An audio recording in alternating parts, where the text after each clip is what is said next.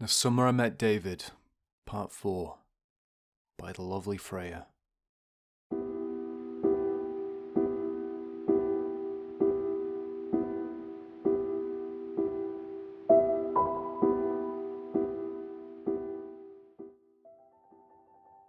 As much as I wanted to ignore it, as much as I wanted to trust Father Brown, I couldn't.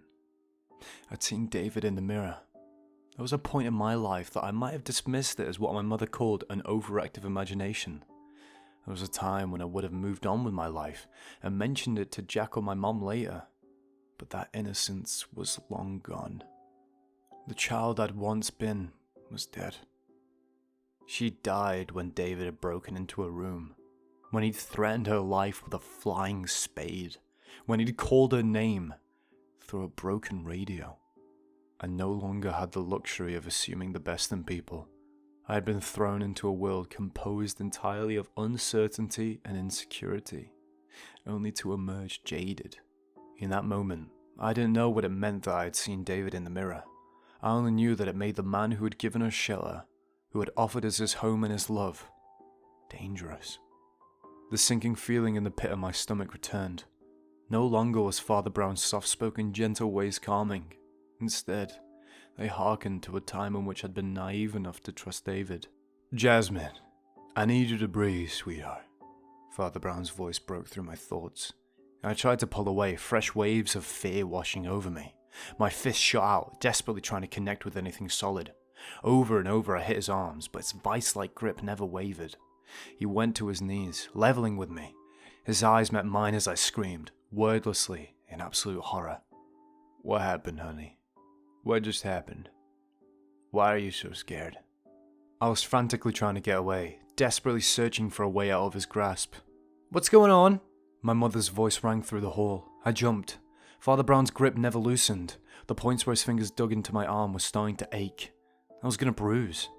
"Is everything okay?" Father Brown looked at her, concern etched into his brow. "I don't know." He sounded distraught, as though he were genuinely worried about what was happening. I wanted to believe that he was, but I couldn't let myself think he was just anything more than the monster that had been terrorizing my family for weeks. His eyes met mine. "Jasmine, baby, I need you to breathe. Tell me what happened." My gut quivered with anxiety and terror. I knew what I'd seen. I knew I saw David in that mirror. I also knew I couldn't get away from him on my own. He was 3 times my size. My only hope was the aid of a family member. Now was my chance, but my frightened mind couldn't compose the words I needed. Instead, I offered only a shout, vague explanation. "He's not Father Brown!" I watched my mother with wide, tear-filled eyes. I willed her to believe me. I silently begged her to understand what I was saying, because my young, terror-ridden mind couldn't formulate much else of a response. "What?" Father Brown asked. Confusion swept over his features. His fingers loosened, and he released me. I fell back, landing on my butt. Quickly I rose to my feet and scurried to my mother, where I latched onto a leg. Finally out of Father Brown's grasp, my mind and my mouth began to work in tandem again. "It's David!" I shrieked. "It's David! I saw him in the mirror! I saw him!" Father Brown watched me with curious eyes. He cocked his head, his eyes softening. "Jasmine, did you see David in the mirror while we were in the bathroom?" he asked. I wanted to hit him. I wanted to hit him for being stupid. Why was he asking me that? I just said that, didn't I? Instead, I simply scowled at him and nodded. "Are you absolutely certain?" he asked. "I need you to be positive about this." I molded to my mother's side, watching him with cautious, careful eyes. I wouldn't fall prey to David again. I wouldn't find myself locked in a room with his eyeless, soulless self again. "I'm sure," I growled, my lips curled up in disgust as I spoke. I was doing what I could to make it clear that I had no interest in talking with him any further. Father Brown's face turned to stone. His features became hard and almost angry. "Excuse me," he said as he stood and crossed the room, heading toward his office. "I have to make a few phone calls." My mother pulled me into the bathroom and applied the aloe ointment to my burned skin. She asked me to tell her what had happened. I recounted the events to her, only for her to purse her lips and fall silent. I was so used to her ignoring the happenings, so used to her trying to explain it all away. Then when she didn't, I got nervous. I think a quiet acceptance of it was the most unsettling thing I'd ever experienced. It seemed that she'd given up on ignoring David. For one reason or another, the very idea of her giving up hurt. I pushed the thoughts away because there was something much more pressing to focus on. The mirror. I kept my eyes on it the entire time. David never appeared. For the next several days, I kept my distance from the father. He, my parents and Jack spent their time whispering among one another. I didn't get an opportunity to hear much, just bits and pieces. I'd managed to piece together that Brett had been a psychic. I didn't know what that meant at the time and resorted to asking Jack. It told me there were people who could see ghosts. I reasoned that I must have been a psychic too, since I could see David before anyone else could. This new information concerned me because Father Brown kept calling him a charlatan, another thing I didn't understand. When I asked Jack about the word, he informed me that they were bad. That made my stomach hurt. I wondered if it meant I was one too. The last thing I gathered from listening in on conversations I shouldn't have been listening to was that someone very important was going to go to our house. They planned to bless him. I didn't know what that meant either, but I didn't want to ask Jack, afraid he'd figure out I'd been eavesdropping. The weeks dragged by. We stayed with Father Brown throughout the month, leading into the next. Strict rules were set in place for reasons I didn't understand. We weren't allowed to leave the home for any reason. Every morning, noon, and night, we had to pray with Father Brown. He would say a bunch of words I didn't understand at the time. I'd never heard Latin. Looking back, it was likely some sort of exorcism ritual. While we repeated these words, Father Brown would pour water over our heads. I remember being annoyed that my hair was always damp. We slept in what I had affectionately begun to call the dog pile on the living room floor. I could usually be found curled up in Jack's arms, while Jim and Johnny slept just to our right. Mum and Dad slept on the floor in Father Brown's basement, because there was no room upstairs for them. We never went to school. Dad would run to the office once every Monday to go get our schoolwork and textbooks. We'd complete the homework in the safety of Father Brown's house, and Dad would return to work the next Monday, only to get more. It was a boring cycle that made my head hurt and my stomach churn every time I thought about it, but I kept a smile on my face and reminded myself that it was so much better than the nights we'd spent huddled around one another in terror. It was mid-October when Mom and Dad sat us down and told us David was gone. We were informed that we were leaving that same night. With uncertainty in my eyes and questions on my lips, I packed up my belongings. We said goodbye to Father Brown. I cried. He'd become a rather familiar and comforting person in my life. I didn't really want to give that up. The drive home was silent. I think each of us had our doubts about the home being safe, but none of us vocalized them. My father parked in the same place he always had. I remember touching the cracked glass on my window as he put the car in park. I half expected something sharp and metal to crash into it, but nothing happened. And soon, I found myself walking up the wooden stairs and into the home. When once it had felt hot, clammy, and heavy, now the air was thin and pure, just as it always was at Father Brown's home. I'd tread through the kitchen, trying not to think of why the big window was missing. I looked around the floor for any signs of the broken dishes, but found none. Whomever had been here to do whatever it was they did must have cleaned up. They also replaced our stove with a new shiny black one. It didn't match the rest of our kitchen, but it was nice. I continued toward the staircase, my eyes darting on the hallway. My stomach churned as I listened for the sounds of the shower. Nothing. Just as I rounded the corner, heading up the stairs to my room, I noticed the scratch marks on the floor. No amount of scrubbing could erase away the evidence of my struggle with David. I felt as though I couldn't catch my breath, but for the sake of everyone else, I pushed away the tears that threatened to spring to life and ran up the stairs. We packed our stuff back into our rooms, although I made it clear that I wasn't going to go to mine alone. Jack offered to come with me. He let me sit on my bed while he hung my clothes up, and chatted to me about things that didn't matter.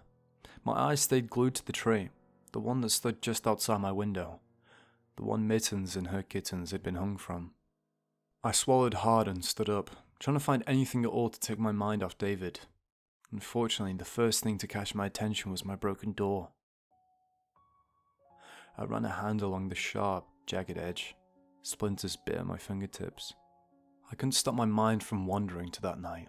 The first night David had shown me who he really was. Goosebumps rose along my flesh, and a shiver that had nothing to do with the temperature danced down my spine. I felt stupid and used. I felt wronged and misled. I wanted to know why David had done such a thing to me. Jazzy? I jumped at the sound of my name. Flashes of an eyeless David sprang to life in my mind. I spun around, my hand over my heart. My eyes were wide with panic. A small squeak fled my lips. Jack stood on the other side of the room, his hands raised in surrender. Jazzy, it's okay, he promised. Just me, baby. You're okay. I struggled to catch my breath and nodded. Yeah, I answered, my eyes darting around the room in search of my own personal monster. He was nowhere to be found. Jack? I asked, my head craned upwards as I stared into my brother. It was the first time I realized how very much he looked like my dad. His beard was reddish brown instead of dark and grey, but he had the same strong cheekbones and masculine features my father did. He had the same sharp eyes that said he was smarter than he let on. They shared the same hairline and the same build. Jack really did look like a younger version of my father. Why is it safe now? I asked, concerned that Mum and Dad were wrong. Everyone's so sure David isn't going to come back, but I saw him in the mirror that one time, I insisted, biting my lower lip. I don't think anyone believes me though. Jack's eyes softened. His hand went up to his chin, brushing at his beard as he regarded me with uncertain eyes. Finally he sighed and motioned for me to come to him. He sat on my bed and pulled me up on his lap. Jazzy, I don't understand any of this nearly as well as Father Brown does, but I'll tell you what I know. David is a demon. He's from hell, just like other demons. He wanders the earth and looks for innocent people, like you, to mess with. His words made me feel like I was going to vomit. I squirmed uncomfortably, but all the same, I knew I needed to know what happened. Jack swallowed hard and paused for a long time. I placed a hand on his, trying to make him feel better. Jack smiled. A small sad laugh trickled from between his lips. He rubbed my back and took a deep breath. Demons can attach themselves to places, or people. David attached himself to you. It's why he followed us to the woods, and why you saw him at Father Brown's house. My breath caught my throat. I was haunted. I felt sick. My skin crawled. Father Brown and some of the higher-ups at the church got together. They decided upon the best way to handle this, and they came to the house. Every day they prayed here. They blessed it. They asked the people from the church to come out and pray. Father Brown didn't tell me much about what happened. All I know is that at first, David was acting out. He knocked things over, he broke things, he pushed people, and even locked the doors so the priests and churchgoers couldn't go inside. Jack's hand landed on my own. He squeezed it tightly. But in the end, God won. Because God is bigger than any demon, he swore. And now, we're safe. Thanks to Father Brown and all the men and women who helped him. He smiled. A wide, genuine smile. I couldn't decide in that moment how I felt. There was a strange cocktail of emotions running through me. Guilt, love, hatred, gratitude. They swirled around inside of me, mingling with one another, and leaving me shrouded in confusion. I simply gave a half-hearted nod and fell silent. I leaned into Jack, curling up on his lap.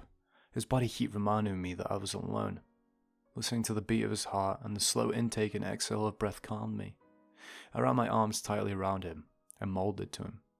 I don't know how long I stayed like that, holding on to Jack as though he were the last solid thing on the planet. But eventually, one thought screamed so loudly in my mind I couldn't ignore it. It penetrated the haze of confusion that had shrouded me and spilled from my lips. I'm not sleeping in here alone, I announced, leaving absolutely no room for argument. I'd sleep outside if I had to, but under no circumstances was I ever sleeping in that godforsaken room again. Johnny and Jim are sleeping in their room, and I don't think they'll let me sleep with them. Can I sleep with you? Jack gave a nod. Sure thing, he answered, but I'm sleeping in the living room right now. He offered no explanation, although I thought it was probably because we'd become rather accustomed to falling asleep with a movie playing on the television. Father Brown suggested it the first few nights. It had caught on and stuck. No one had tried to put a stop to it, so it simply never ended. I crinkled my nose in disgust and stuck out my tongue. No thanks, I answered, shaking my head.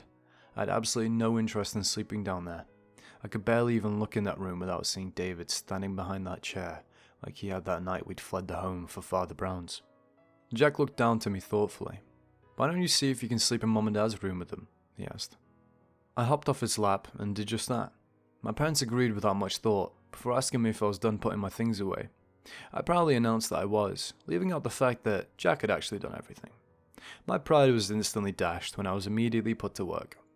My mother and I spent the day trying to scrub down and repair what we could. The boys got to work repairing the flooring and repainting the entire house.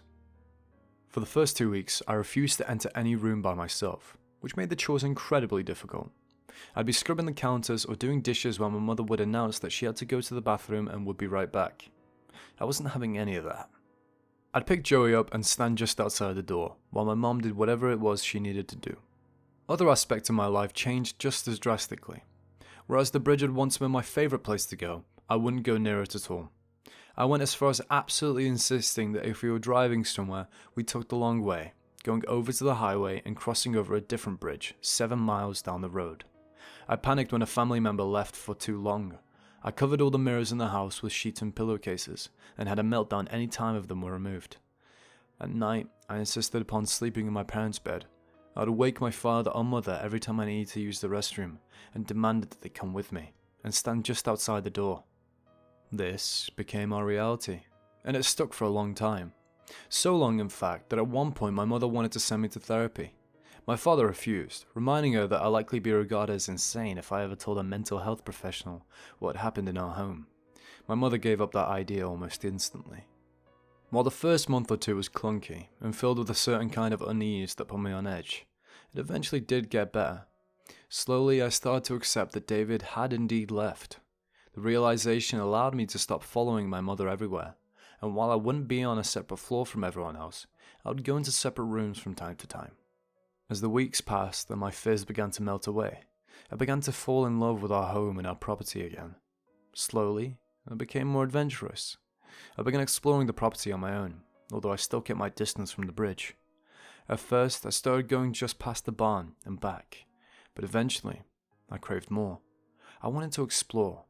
I wanted to find bugs and snakes. I wanted to count what wildlife I could see. I wanted more from life than being stuck in a home afraid of the rooms that surrounded me. One day, I laced up tall hiking boots, packed 2 bottles of water, and headed out into the vast expansion of the back fields. My father had never planted anything, insisting every year that we'd be fencing in and getting cows. I was always thrilled with the prospect, but somehow it never happened. I found myself incredibly thankful for my father's procrastination. The massively overgrown bush provided a fantastic hiking trail. As I got further and further away from my home, and what fear I had of David shed itself entirely, I began to see the beauty in the nature around me. Grassy hills rolled over the horizon. Colourful trees dotted the landscape. A creek sliced through the earth, like a vein, babbling as it rushed over stones. It was like something straight out of a painting. I found myself wondering how I'd never noticed how very beautiful our backyard was, or how I'd ever managed to be bored a day in my life. This became my new ritual. Instead of finding ways to get to the bridge, I'd hike out into the field until my home was just a small dot, and then I'd hike back. It seemed like every time I did, I found a new bug that I'd never seen before. I began making friends with the arachnids again. For the first time in months, I felt normal. With the realization that we were free and safe, came the start of school. Until then, my father was still bringing home our work and turning it into the office on Monday. My grades soared. I made friends for the first time in my life. Life couldn't have possibly been better. We had nearly 4 solid months of pure bliss. We'd managed to repair everything in the home. From the peeling paint to the wilted garden, to the flooring and doors, everything was back the way it should have been. Johnny and I were even on decent speaking terms, something that hadn't happened since I'd first started talking to David. In fact, the only sign that anything had ever been wrong at all was the simple fact that I refused to sleep in my own bed. I still curled up directly in between my mother and father. The school weeks came and went. Johnny, Jim and I were doing exceptionally well, and so, one Friday night, Jack gathered us together and told us he'd take us to a movie as a reward. I was so excited. We hadn't decided which one yet, but I didn't really care. I would have sat through just about anything to get my hands on a bag of popcorn and a cherry icy.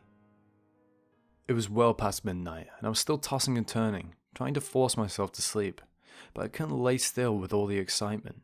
I turned over for the millionth time when the baby monitor buzzed with a sudden burst of static. My body went rigid. I wanted to reach out and shake my dad awake, but I was filled with a sudden dread that made me believe that if I moved, something terrible would happen. So I stayed as still as I could, taking small breaths, trying to make myself invisible. I waited for another noise for what seemed like hours. I nearly managed to convince myself that the old monitor had just glitched, when a hoarse, menacing voice began to half sing, half talk into the radio. Hush, little baby. It sang in a low growl. Its words were slow and mildly distorted. Don't say a word. My father was up and out of bed before I had time to scream. My mother shrieked something about a baby and leapt out of bed, tearing down the hallway out of sight. No, no, no! My father shouted over the pounding of his fists against the door. There's no fucking locks on the door! How is it locked? My stomach dropped. I couldn't catch my breath. It was happening again! It was happening again! A wheezing breath rattled from the monitor. Mama's gonna buy you The voice cut out as heavy fists pounded against the door again. a mockingbird. It groaned and wheezed, sounding like death incarnate. Joey began to whine, a small pathetic sort of sound that rippled through the silence of the bedroom and tore at my heart. I felt useless. Why was I just laying here while David terrorized my brother? Because I was a chicken. The whining began to build to small fussing. A slow hiss, not unlike that of a snake, echoed through the monitor. I said hush. The gruff voice reminded him. Please don't cry, I begged through tears as I wrapped myself in the blanket. I couldn't even imagine what David might do to Joey if he cried. But my pleas fell on deaf ears. Soon Joey's desperate wails echoed through the halls. What's going on? Jack's groggy voice called from the other side of the hallway. It's happening again! My mother screamed. Someone, probably Jack, dashed through the hall and hit the door so hard I felt it shake from my place in the bed. I could hear it begin to give way from the monitor. The monitor cut out for 3 entire seconds. Those were the longest moments of my life. I strained my ears trying to listen for Joey's cries from down the hall, but hearing nothing. My mind wandered into dark places. Had David killed him? Had he killed my brother? Finally, the static returned, and mercifully the only thing that could be heard was Joey's desperate crying. I held my breath, listening intently, waiting for the sound of David's wheezing. Joey was still screaming from the monitor. I could hear my frantic parents as they shouted from just on the other side of the door. Again and again someone hit the heavy wood, but Joey's door was heavier than mine had been. It was harder to break down. I had my doubts that they'd reach him in time. I prayed that he wasn't being hurt. Fuck! This isn't gonna work! Jack shouted. I could hear the panic in his voice. Tears streamed down my cheeks. I was so sure in that moment that Joey was gonna die. I was so sure that nothing in the world could be worse or more frightening. I was wrong. Creak. Thump! Creak. Thump! The sound went on and on. It was close. So close that I was sure it was coming from inside the bedroom. My hands and feet tingled, my body went cold. A deep ache began in my stomach. I could feel the thuds vibrate through the wall that the bed was pushed up against. My heart caught my throat. I tried to convince myself that the noise was coming from the monitor, but I knew that was bullshit. It was distinct, very different from the frantic thuddings of fists against the door to my little brother's room. Separate from the desperate screams of my parents as they tried to rescue their youngest child from the clutches of the demon. They were systematic, almost as if timed. There was something about the calm, languid way they happened that was absolutely maddening. It took me a solid minute to work up the courage to peek out from under the blankets. Even as I did it, I moved as slowly as I could, so as to not draw attention to myself. My breath hitched. I tried to scream or gasp, but my lungs were deflated. They pleaded for oxygen that I couldn't give them. A cold sweat began to bead along my brow. Ice ran through my veins. I could have sworn my heart stopped. Sitting upon my mother's rocker, hands folded neatly in his lap, was David. He swung his feet sweetly, just inches above the wooden floor. The chair creaked as it rocked and thumped against the wall, time and time again. Had his eyes not been missing, he might have actually looked sweet, sitting there upon a too-big chair. His attention snapped to me, empty sockets locked onto my form, his brows pulled down into a scowl, his lips turned down into a deep frown, his tongue darted out of his lips, forked like that of a snake. I nearly vomited. "Bye, oh baby bunkin." The words leaked from him like a sickness, sounding sinister and dangerous. "David's going hunting," he hissed. The tongue, long, flat and forked, snaked from between his lips. David slid off the chair. He moved like a liquid, as though he had muscles and bones in place that I did not. He dropped to his knees and began to crawl toward me. There was something about seeing him on the ground, eyeless, but staring through my soul all the same, forked tongue darting from between his lips, that left me breathless. I was entirely unable to speak or even scream. Never had I been more frightened. Not when the house had been flooded, or when he trapped me in my room. Not when he'd hung our cats from the tree. Something about how he moved reduced me to nothing more than a sobbing mess. I pleaded with God to make him go away. I silently begged for him to stop the monster that had made it his life's work to fuck with me. But it was no use. David crawled across the floor until he was so close to the edge of the bed that I could hear his breathing and smell the putrid scent that rolled off him. A gnarled, ashen hand gripped the side of the bed. He pulled himself up. I was just inches away from him, staring into empty sockets, framed by skin that looked too aged to be his. I couldn't think. I couldn't move. I couldn't scream. Bang!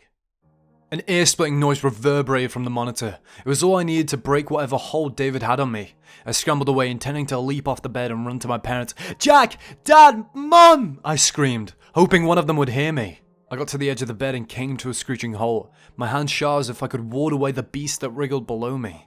On the floor, dozens of snakes slithered along. One rose up. I recognized it only by the hood around its head. Cobra. We didn't have cobras where we lived. For the life of me, I couldn't figure out how they'd all gotten into the room. From behind me, David laughed. It was a bitter, angry sort of growled noise that turned my stomach. "You gonna run again?" He whispered, but the voice was not his own.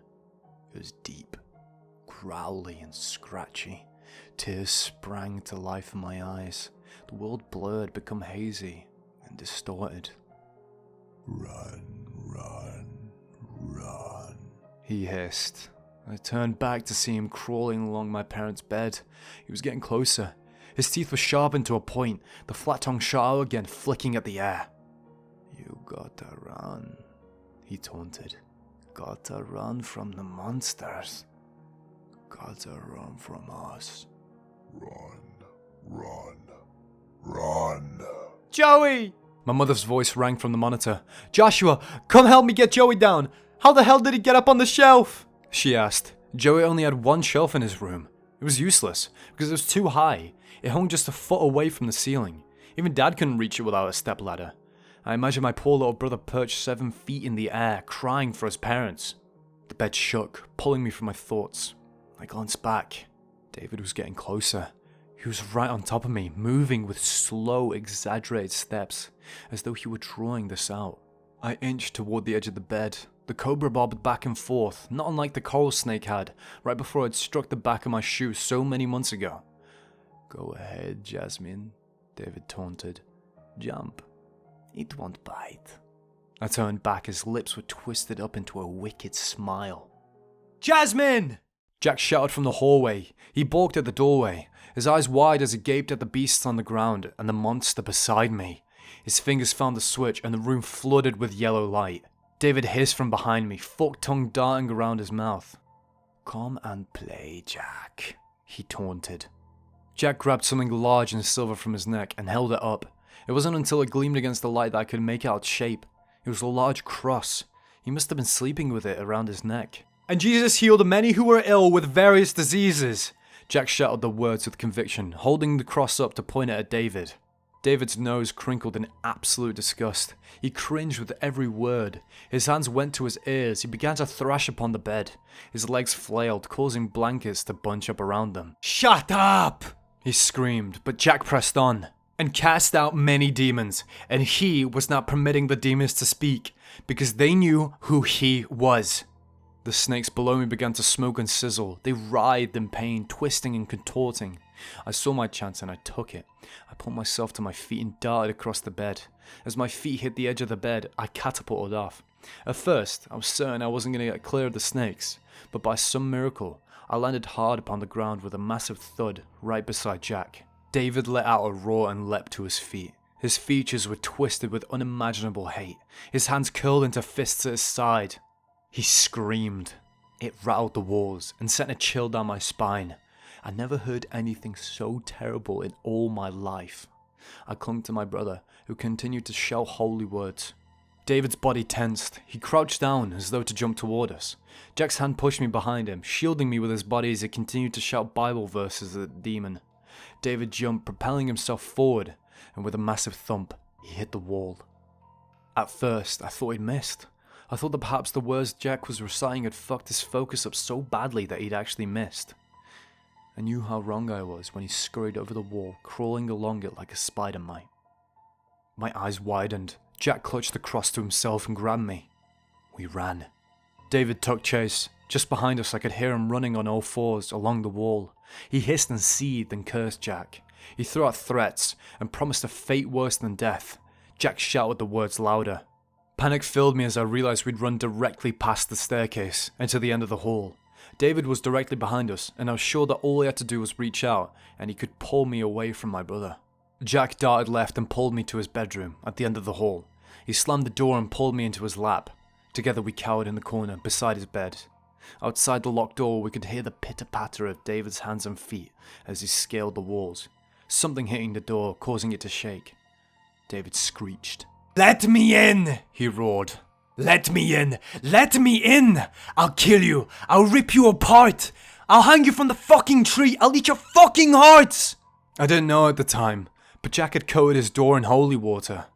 David continued to rage just outside the door. The sound of breaking glass and furniture being tossed around echoed through the hallway. And then it stopped. For a long while, it was silent. The creak of a door opening sliced through the stillness. Bang! The door slammed. Johnny screamed.